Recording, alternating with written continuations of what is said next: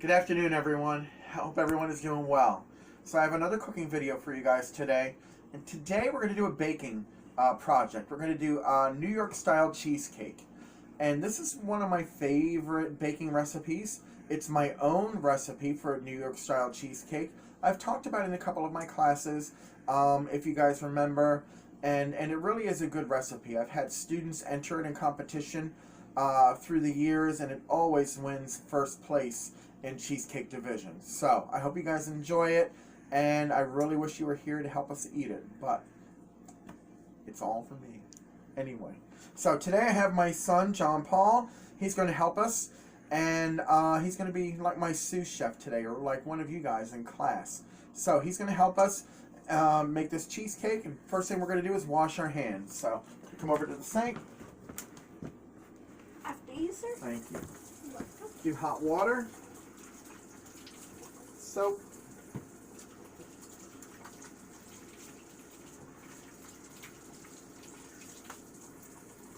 and we'll towel dry. Yes, we don't have much paper towels, do we? Nope.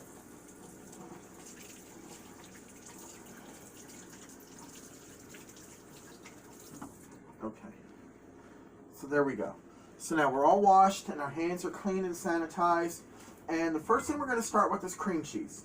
So the recipe that I've made up, I use 3.5 pounds of cream cheese, and I have 7 half-pound bricks, which equals 3.5 pounds. If you want to buy them individually, you can buy 7. Sometimes you can get the large blocks of cream cheese, and they usually come about 3 pounds. So 1 block of that and 1 extra brick will give you 3.5 pounds. But you know, it's just easier sometimes just to get 7 individual ones. So that's what we're going to start with. They've already been opened and out of the package. So my son is going to add them to the mixer. We have a stand mixer today, and he's going to add them one at a time. They've been sitting out for about an hour and a half or so, so they're at room temperature. You want them a little bit soft. You don't want them to be too cold and too hard. They won't mix and cream really well. So while he's doing that, we're going to set up our attachment. And today we're using a paddle attachment. You don't really want to use a whisk. The whisk is a little bit too light for the heaviness of the cream cheese. And you don't want to use a dough hook. The dough hook is really just for yeast doughs and breads. So we're going to use a paddle attachment today. And after you touch the cream cheese, you want to wash your hands. Yep, so wash your hands. With hot water. Always with hot water. Yes.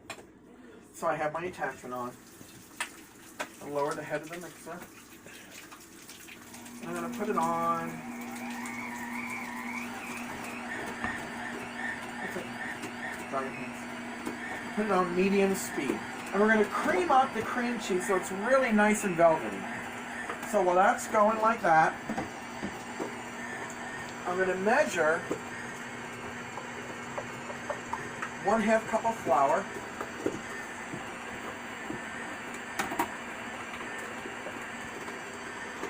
And remember, when you measure, you want to even it off. Make sure it's completely full and even. So 1/2 cup of flour. And then we're going to do 2.5 cups of sugar, granulated sugar. We'll do 1.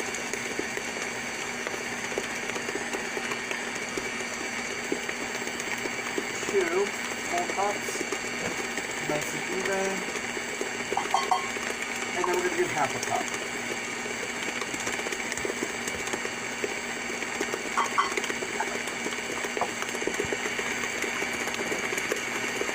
So now, my assistant is going to whisk this very, very thoroughly. You want to completely blend the flour and the sugar, so you can't tell either apart. So he's going to do that for about a minute or so. We're going to check our cream cheese. And as you can see, it's really nice and soft and fluffy. So I'm going to turn this on low for now.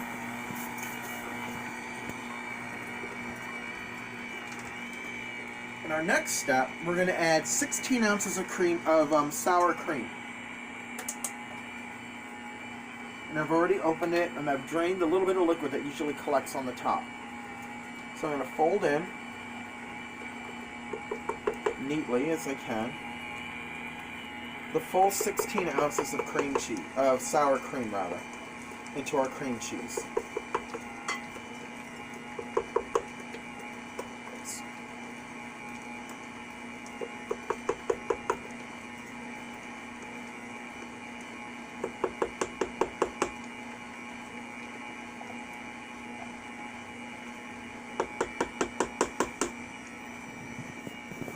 A little bit more. So there we go.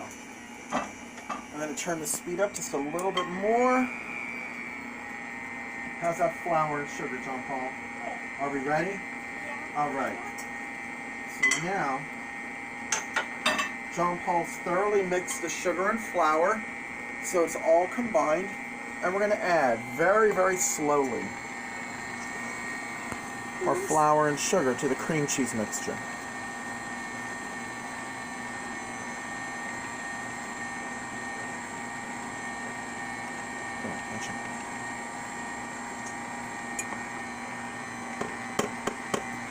And we didn't spill a bit. So now I'm going to turn this up just a tiny bit more. Turn the machine off. I'm going to scrape a little bit of the sides. You never want to scrape the bowl. Oops. With the machine running. No. Anytime you adjust the machine or ingredients in the machine, you want to make sure that your machine is off. Clean it up a little bit. We're going to turn it back on to medium. And we're going to let that mix again. We want it kind of, really smooth. We don't really want any lumps. The trick to a really good cheesecake that doesn't crack on the top is to make sure there are no lumps in the batter. You want your batter to be very, very smooth and almost velvety. So we're going to make sure we have no lumps in the batter. Our next step, we're going to crack in 5 large eggs, one at a time. So I'm going to crack, add 1 egg,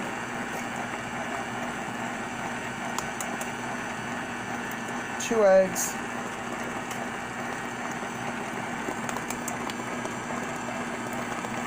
three eggs, 4, and then 1 more egg. So that was 5 large eggs. And we're going to let that mix.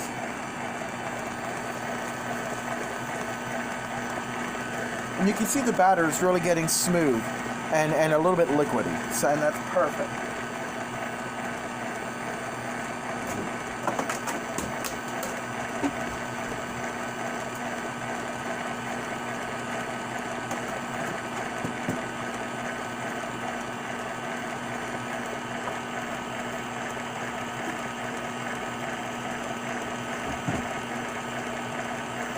And then our last step, we're going to add about 2 tablespoons of vanilla.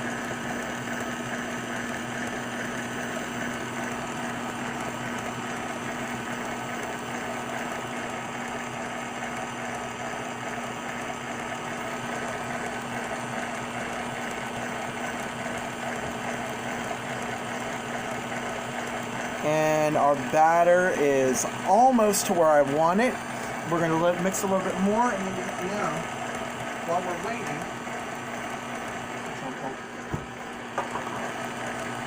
we're going to bake this in a 10-inch springform pan. The springform pan has a little lever on the side that opens and leaves the bottom out, so when your cake is done, you can take the ring off or the sides.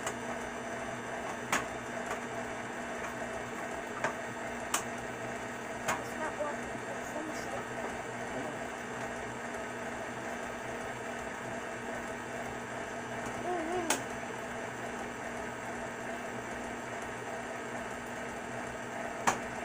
There we go.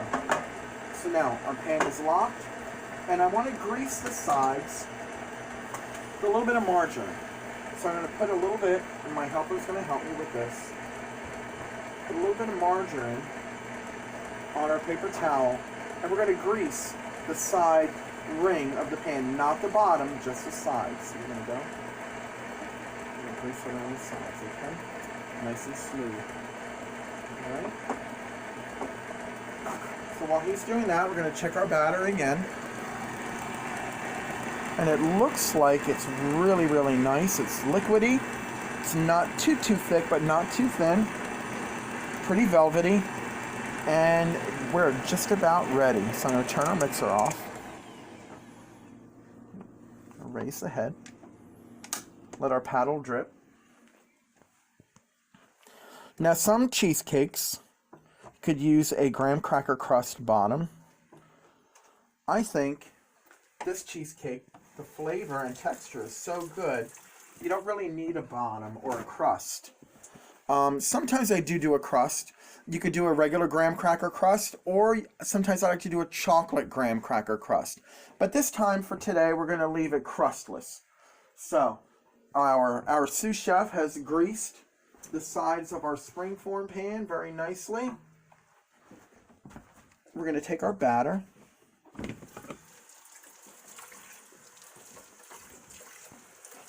We're going to pour it in.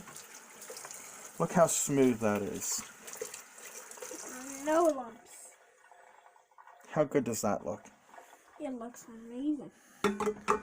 Now, you'll notice I didn't scrape the sides of the bowl into our spring pan. What happens is sometimes you might get some lumps that adhere to the side of the bowl. And again, we don't want any lumps in this batter.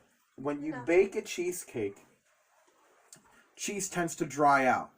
And as it dries, if there's any kind of pebble or anything in the center, it builds an air pocket.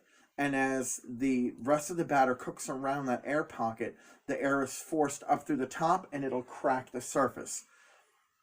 Hopefully, this cheesecake won't crack. It's leaking. As we bake it, and which means that there weren't any lumps in it. So when I do bake it, I'm going to put it in a separate pan. I'm going to put the pan inside of a pan because I'm going to put water in the larger pan, and we're going to bake this in a water bath. And a water bath adds moisture to the oven because, again, the heat is dry. And as the heat is dry, it's going to dry out the cheese. But if there's a little bit of moisture in the oven, the cheese won't dry out so fast. So I have about 4 cups of water here. And I have my oven already preset to 350 degrees.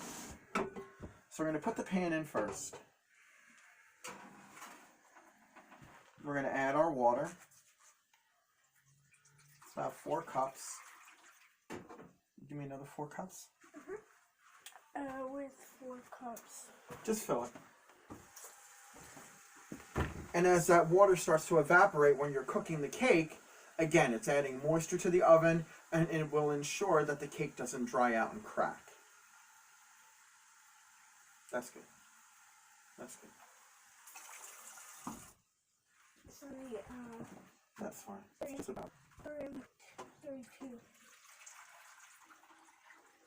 So now, thank you. If you guys can see the water, it's about 1/4 of the way up the side of our cheesecake pan, which is just perfect. I'm going to slide it in, and I'm going to bake this. I'm going to set our timer for 45 minutes. We're going to bake it at 350 degrees for 45 minutes. Once the timer goes off, I'm going to lower the temperature to 325 degrees and bake it for another 45 minutes. And then we'll take it out and see how well it bakes.